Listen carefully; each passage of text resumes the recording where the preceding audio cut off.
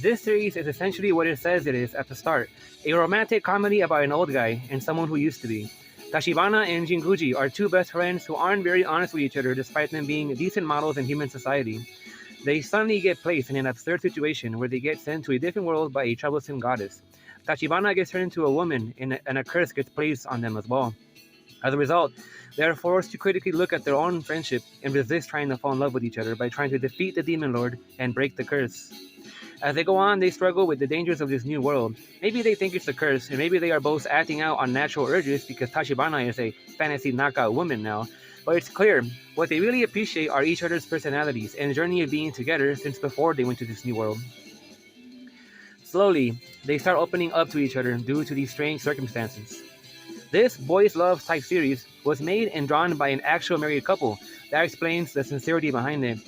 It wouldn't surprise me at all if this is a sort of autobiographical representation of their own feelings for each other placed into an anime. What surprised me is that this has become my favorite isekai, and honestly, that's not saying much about that genre. It doesn't take itself seriously at all, and it comes out funny as a result. Still, the comedy in this series is great. Lots of jokes are thrown everywhere, and it's easy to miss many of them.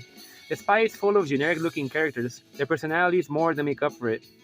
Most notably is Short Swan Linstein Loingram, a bland isekai main character-looking man who, despite that, is so funny and sincere with himself. It more than makes up for the way he looks. From the start, I really enjoyed the opening sequence song and it has stuck with me since. What can be expected here is a lot of teasing and tension in that regard. Jinguji is ridiculously overpowered, though it isn't as easy as it looks. Tachibana seems useless, but has a nearly unbeatable ability to charm. In this fantasy world, they run into what you typically see. There's a cast of elves, bizarre monsters, a joke of a kingdom, and religious cults, among other things.